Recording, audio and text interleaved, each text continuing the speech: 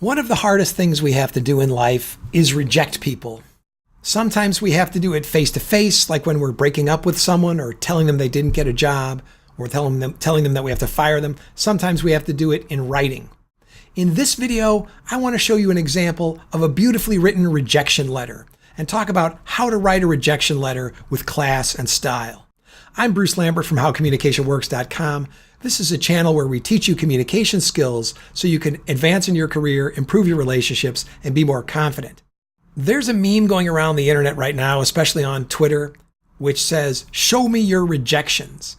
It's meant to make people feel better about the fact that artists and professionals of all kinds experience a lot of rejection and that it's normal. And so by sharing our rejections, we can make one another feel better about the inevitable rejections that we all receive in life. And some of these rejections are horrible. And maybe in future videos, I'll show you some of these terrible rejections. I'll do a video about how not to write a rejection letter. But in today's video, I want to show you a beautifully written rejection letter, about as good a rejection letter as you can possibly get. In fact, this rejection letter was written with so much class and style and managed to make the person who received it feel so good that he actually framed it.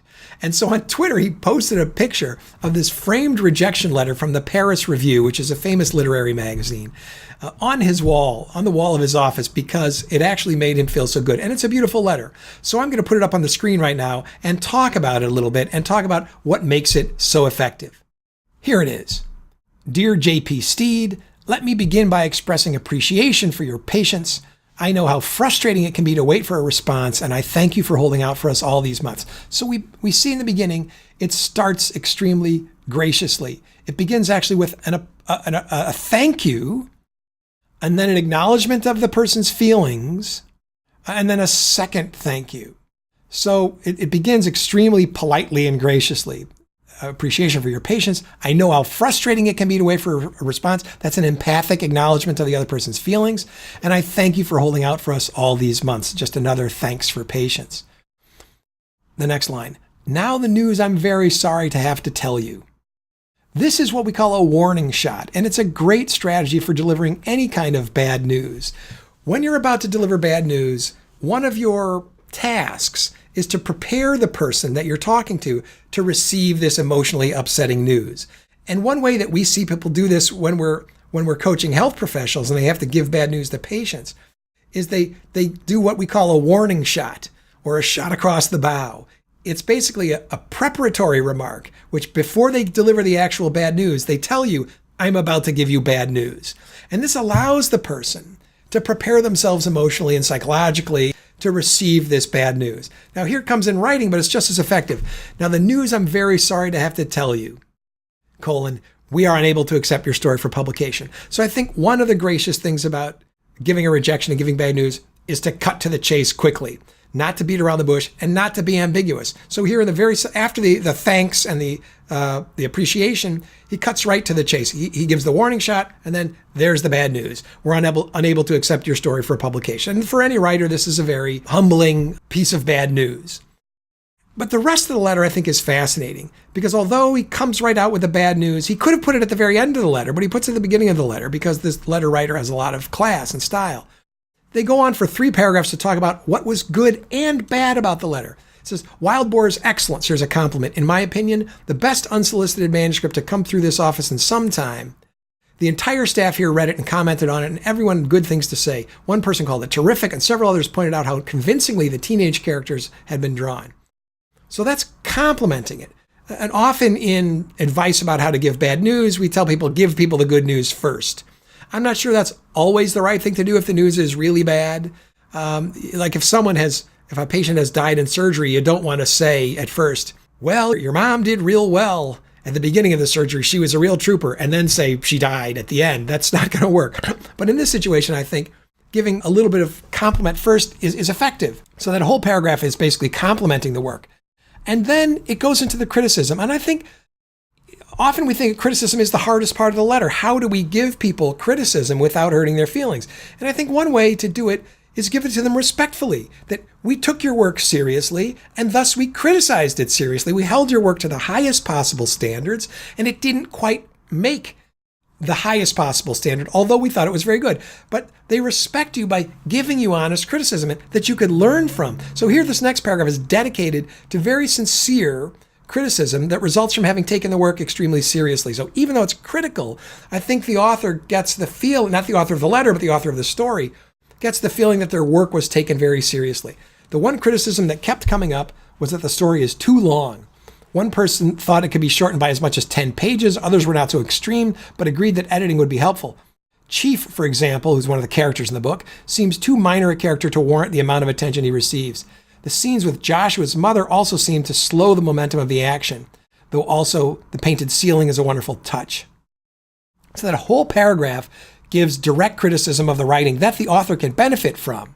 So I think it softens the blow of the rejection to prove how seriously they took the work. And then finally, we get this closing, which again tries to pay back the face which has been lost in the rejection. And it is more compliments. So sometimes one of the formulas for giving feedback is to put it in a sandwich, right? So you give a compliment, then you give the criticism, then you give another compliment. So you sandwich the bad news in between two pieces of good news, or you sandwich the criticism in between two compliments. And they sort of follow this strategy here, I think, to good effect. So the last paragraph says, I hope these comments are in some way helpful to you. Let me also say, though it's probably small consolation, this is another empathic statement. I know this won't console you because you really wanted the story to be accepted, not rejected. It says, it's small consolation that Wild Boar got as far as a story ever gets without actually appearing in the magazine. So they basically said, your story came this close to getting published in our magazine, this close. It just didn't quite make it. The standard is here, and your story just came right here, which is supposed to be a compliment. I suppose it is, though it is small consolation because the author wanted his story to be accepted, not rejected. And finally, he says, the magazine even went to Paris and back. George Plimpton took it with him on his recent trip there. George Plimpton was the editor of the Paris Review. And then it ends with thanks. Thanks again for sending it. I would be very happy to read anything else you have. So there you have it. Short video on an effective way of writing a rejection letter. If you have to ever write a rejection letter in your job, or if you have to reject people personally, I think there are important lessons to draw from this. It starts with such class and empathy. It takes the work seriously and gives valid criticism for the rejection. So sometimes people get rejections and they don't even know why they didn't get the job, or they didn't get the prize, or they didn't get their paper accepted, or whatever. You don't even know why. You're just left with a blank rejection kind of it. It's very defeating to get that. Here they take the work seriously. And finally, they end with even more compliments of that the author is skillful, that the story made it almost into the paper, and that they'd be willing to hear what he had in the future. So they sandwich the criticism between these sort of other bits of good news. And of course, at the beginning, I also issue the warning shot to allow the reader to prepare for the incoming bad news. These, I think, are general principles for writing a rejection letter, and can be used in lots of other kinds of interpersonal rejection as well, if you can abstract these principles and put them to work in other situations. So that's all for that letter. I just thought it was an excellent example. I'm going to fish around for some other examples from this meme about show me your rejections, and we'll look at some bad rejections soon also. Those will be a little bit more humorous and examples of what not to do if you ever have to write a rejection letter.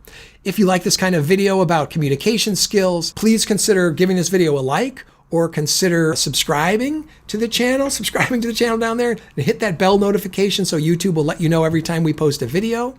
Go on over to howcommunicationworks.com and download our ebook, sign up for our mailing list, and read the other blog entries about the other kinds of topics we talk about at howcommunicationworks.com. Tell your friends, leave us a comment. Sharing is caring. Thanks so much for your time. We really appreciate the time you spend with us, and we'll see you next time.